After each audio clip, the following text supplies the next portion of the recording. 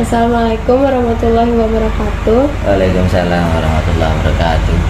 Silakan bisa memperkenalkan diri untuk biodata Bapak. Baik, jadi nama saya Muhammad Fuad Wahyudi, titelnya SPDI, profil pendidikan atau sejarah pendidikan saya tamatan SD negeri, SD 6 negeri Sumbertekau. Jadi saya bersekolah di Bali. Selanjutnya untuk SMP-nya saya di SMP N1 Ibrahimi di Sukorejo. Sekaligus saya menuntut pendidikan di pondok pesantren. Jadi untuk SMP saya di pondok pesantren. Selanjutnya pendidikan SMA saya di Madrasah Aliyah Al-Ma'ruf di bawah, yang waktu itu menjadi angkatan yang pertama pada saat itu, angkatan pertama Madrasah Aliyah.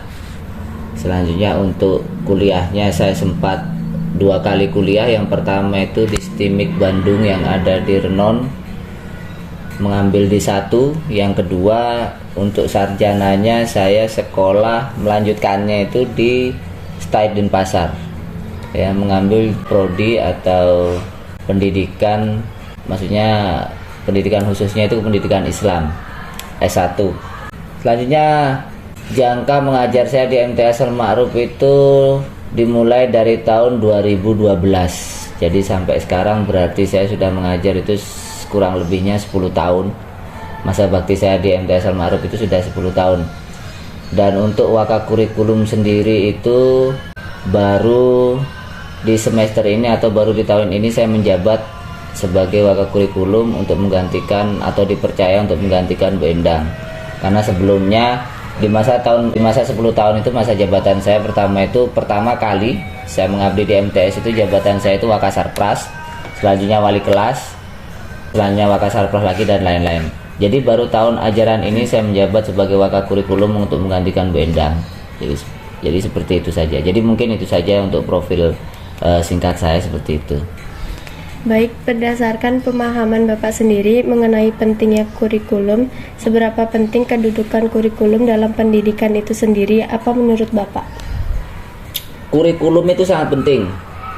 Jadi kalau kita gambarkan dalam konsep tubuh manusia itu, kurikulum itu menduduki jantung daripada pendidikan di madrasah atau di sekolah. Jadi tanpa adanya kurikulum maka proses pembelajaran itu tidak akan bisa berlanjut, atau dia akan stuck di situ-situ saja. Jadi kurikulum itu sebagai acuan dasar untuk guru-guru bidang studi maupun wali kelas itu untuk mengajar apa yang akan diajarkan. Jadi sangat penting sekali. Bahkan kurikulum sendiri itu kurikulum itu dia diatur oleh pusat. Saking kurikulum itu sangat penting sekali, saking pentingnya kurikulum itu, maka kurikulum itu sampai mengatur itu pusat. Jadi bagian pendidikan dan kebudayaan, Dikbud, terus kalau di Kemenak itu dia bagian Pendais, pendidikan Islam dan lain-lain. Jadi itu yang mengatur kurikulum dari pusat. Jadi kita yang sudah ada di madrasah atau sudah ada yang di sekolah itu kita hanya mengikuti serta mengembangkan yang sudah diberikan oleh Dikbud dan juga Kemenak bagian Pendais. Jadi kita hanya mengolah atau mengembangkan kurikulum yang sudah diberikan oleh mereka. Kalau ditanya seberapa pentingnya, itu sangat penting sekali. Bahkan pusat pun mengatur kurikulum dan juga undang-undangnya untuk pembelajaran. Jadi memang begitu pentingnya kurikulum. Jadi seperti itu. Berdasarkan pengalaman Bapak semasa menjabat posisi sebagai wakakurikulum, kurikulum tahun ajaran berapa yang digunakan di madrasah untuk saat ini? Berdasarkan pengalaman saya, karena kemarin juga saya ikut andil dalam akreditasi sekolah mengenai kurikulum. Jadi untuk tahun ini kita menggunakan, karena menterinya kurikulumnya sudah berubah ya, dan juga kebijakan kurikulumnya sudah berubah. Jadi kurikulum yang awalnya kurikulum 13 atau K13 itu, yang awalnya kan kurikulum berubah itu dari KTSP terus K13 zamannya Anies Baswedan, habis itu berubah lagi dia sampai saat ini nih Nadiem Makarim itu, menteri kita itu, menteri pendidikan itu, Nadiem Makarim itu memberikan namanya kurikulum merdeka. Jadi kurikulum merdeka itu hampir mirip seperti kurikulum K13 kalau secara kasarnya, tapi spesifikasinya itu dia lebih menuju kepada objeknya itu murid-murid yang berkembang. Jadi tidak lagi gurunya yang mengembangkan potensi murid-murid, tapi murid-murid itu sendiri yang mengembangkan potensi dirinya dalam pembelajaran. Jadi kalau tanya, kurikulum yang kita gunakan saat ini masih mengacu pada kurikulum merdeka, ya, kurikulum merdeka yang sudah diajukan atau yang sudah diarahkan oleh Menteri Pendidikan, yaitu Bapak Nadiem Makarim. Jadi seperti itu. Bagaimana cara dan tindakan Bapak dalam mengambil keputusan Bapak untuk menentukan kurikulum yang digunakan di madrasah? Kita tidak membuat, ya. Kalau kurikulum itu sekolah tidak bisa membuat. Jadi itu sudah diatur oleh pusat, bahkan undang-undangnya pun ada, terus peraturan pemerintahnya juga ada, terus beberapa bagian itu juga diatur oleh pemerintah daerah atau Pemda.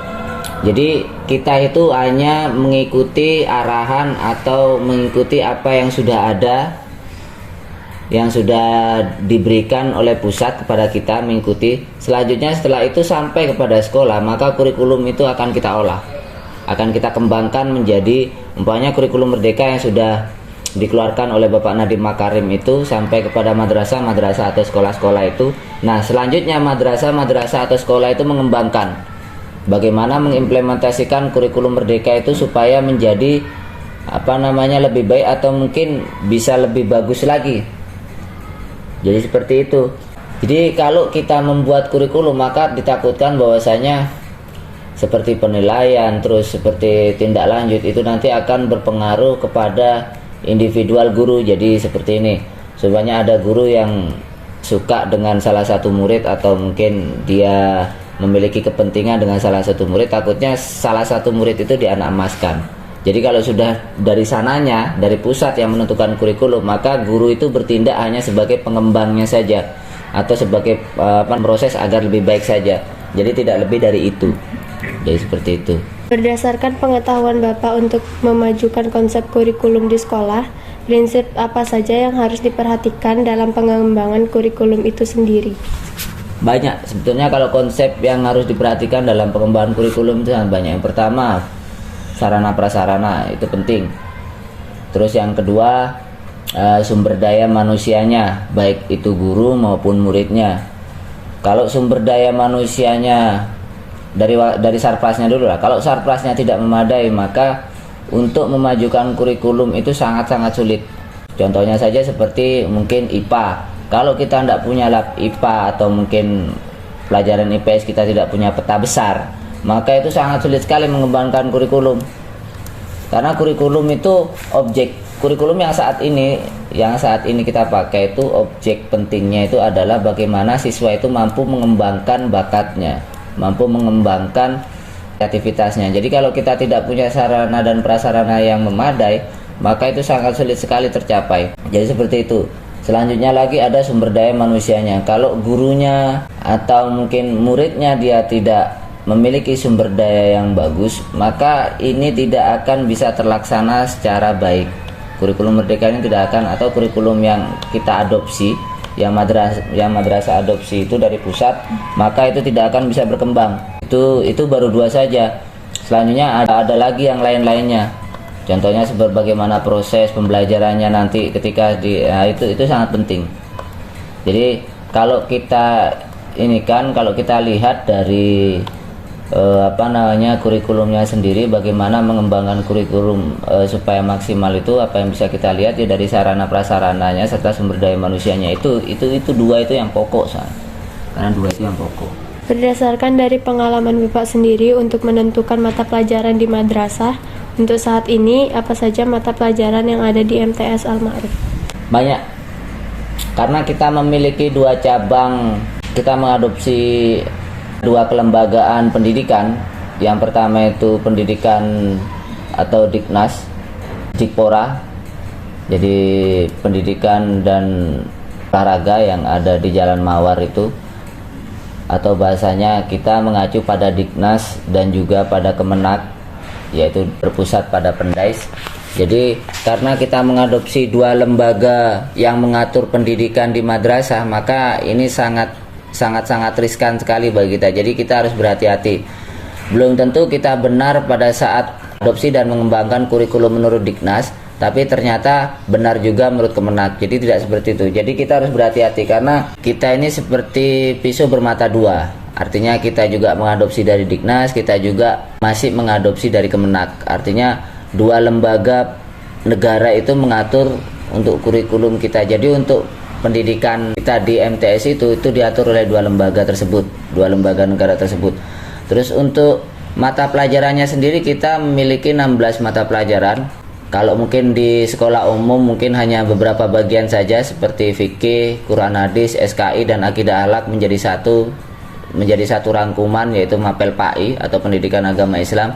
Tapi kalau karena basisnya kita adalah MTS, kita juga menganut dari kelembagaan Kemenak, maka pendidikan agama Islam itu dipecah menjadi berapa bagian?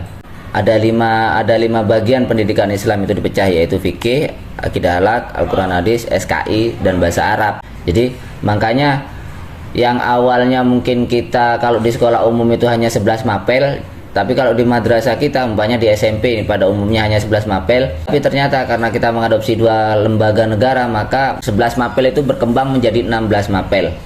Jadi seperti itu. Kalau mata pelajarannya sudah sama-sama kita ketahui dari yang sudah kita tahu, ada bahasa Indo itu hanya sebagian yang kita mengacu pada Diknas. Jadi ada 16 mapel, nanti bisa cari tahu bersama. Jadi seperti itu. Terima kasih Bapak atas penjelasannya mengenai materi kurikulum. Semoga bisa bermanfaat untuk kita semua dalam memahami kurikulum yang digunakan di madrasah untuk saat ini. Sekali lagi kami ucapkan terima kasih atas partisipasinya untuk menjadi sebagai materi kurikulum.